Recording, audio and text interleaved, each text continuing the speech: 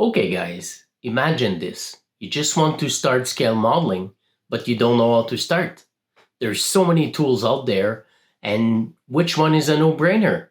In this video, you will know exactly all the essential tools you need to start your scale modeling journey. Let's crack on.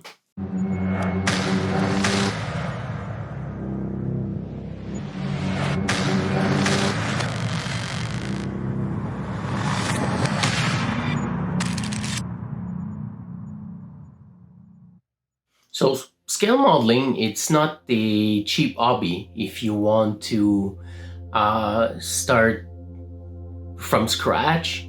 There's so many tools out there. There's so many different things you want to know. And where did I start? Basically, in this video, I will cover the top 5 tools in my point of view that you absolutely need to start scale modeling. It doesn't have to be expensive. Those items will be $10 or less, each and every one of them. And honestly, it's, for me, over the years, my 5 go-to tools that I use every single build. So all the links will be in the description below if you want to get for yourself. If you stay until the end, also, I have a bonus one for you. It's something that you absolutely need, so stay until the end of the video. So number 1, the first one is the tweezer. You can have like the tweezer, you can probably go into your girlfriend pharmacy to pick up one of those. But honestly, it's a super essential tool if you want to manipulate really tiny things. And if you do scale modeling, that's something you do, I would say, all the time. There's, I would say another example of the tweezers. This one is a cross-lock tweezer. Instead of putting pressure and, I would say, get the pieces together, this one you put the pressure and it's gonna open. And when you put something into it, you just release and you don't have to put any pressure or anything. I would say this one is a lot better for decals. When you apply decals, it's something that is really handy. This one, I will use it for smaller pieces, or if I want to I would say stick something, or like I said, I will work with tiny pieces with this one. So the first one, get a pair of tweezers. Like I said, all the link will be in the description below. I get a pack of 3 of those for less than $10, and this one, it's like I would say $4 or $5. Next one is what we call a sprue cutter. Those kind of things. Like I said, this one, it's, again, less than $10. You can have 2 of them for $12, I think so. And this one, I got this one for years. And I'm not only cutting like sprues, I'm cutting everything now, because it's kind of I would say wear down a little bit, so the cuts are not as clean as it used to be. But the basic thing with the sprue cutters, so you just put your sprues, and instead of like remove it, or I would say turn the pieces to remove it, you can do it, but honestly you're gonna damage your pieces. So the best way of doing it, just take a pair of tweezers, just make a cut, I would say close to the end of your pieces, but not close to it. This way, when you remove it, it's gonna be a lot easier, and you're gonna have a really clean part of pieces together. After that, we're gonna go to the other tools that you absolutely need. the number 3 tools on the list is the X-Acto knife, or what we call a hobby knife. So you will learn a lot about hobby knife. The hobby knife, it's only an X-Acto, a regular X-Acto. With this tool, it's probably, I would say, prolongation of my arms, because I'm using it all the time. You can also cut sprues with it. You can scrape all the excess or the seam lines that you have on your figure, or the part that you just remove from the sprue. You can carve wood. You can also, for something that I use really often, when I do scratch building, I'm just gonna always score my line that I draw on my piece of XPS foam before I use a pencil or a tool to just maybe carve the line a little bit more. So the hobby knife, super cheap. You can have like for $10, you can have two hobby knife and maybe like 40 or 60 blade that comes with it.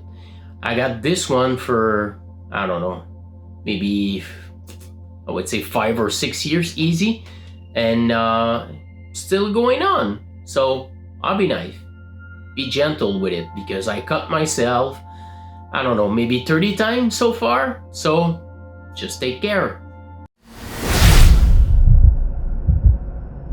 To clean up your part, when you remove it from the sprues again with your snippers, and you also use your hobby knife, like I said earlier, but you need something to make it smoother. So there's 2 tools that I use for that.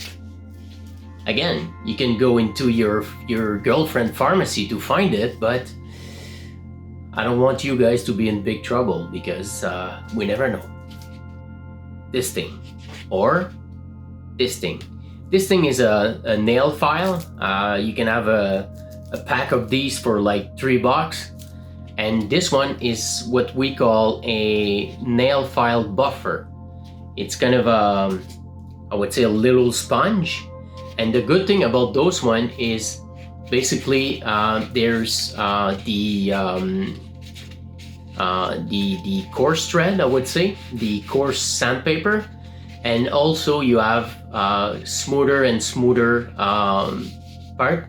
And this one, the last pieces of it, I don't know if you see it, you can basically buff your piece after you sand it. So super cheap tool, and you're gonna use it all the time. And the last tool, but not the least, my favorite tool of all, the famous toothpick. So basically this one is free. If you have, I don't know, a kitchen or something, just go grab some toothpick. Or if you want to buy it, just go to a dollar store or something like that. But I do so many things with a toothpick. It's freaking amazing. Basically, I can sculpt with a toothpick. I can pick a piece of putty to do my seam lines. I can also put some blue tack on it, and put my pieces together before I do my paint job. So honestly, every time I'm doing scale modeling, I probably have a toothpick like that. So I'm just using my toothpick, and if I need it, I just right there. So it's kind of I would say the best tool for me, that I do a lot of different things with that. It's probably outside of the box a little bit, but it's a great tool. Get one, or a lot of it.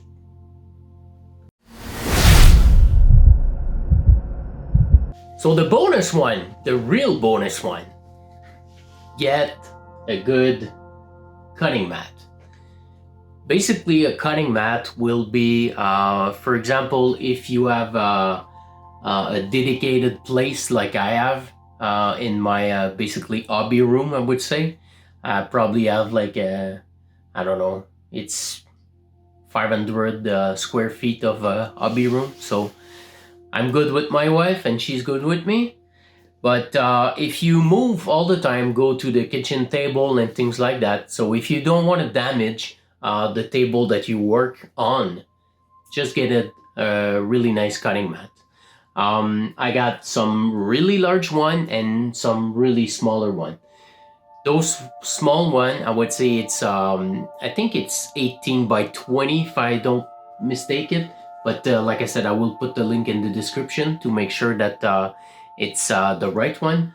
But this one will cost you. It's probably the more expensive tool on the list, even if it's the bonus one. But it's like I would say $20 for a really good cutting mat, and you're gonna keep it for years. So I got this one. I would say it's fairly brand new because, like I said, I have a pretty large. I have basically two large cutting mat, and when I do some specific job or cutting or building a kit or something like that, I'm just adding like the smaller one on top of the large one. So a really good cutting mat. It's really a must for you guys. So with all the tools that you have on the list, you can be a professional scale modeler. So guys, this video is a little bit different that I used to do. So if you enjoyed this kind of thing, this kind of tutorial, or I will probably do some different things, or like for example, different type of glue, different type of paint, or different things like that. Um, Leave me comments if you want to see more of this kind of video. So I hope you enjoy this one and see you in the next one.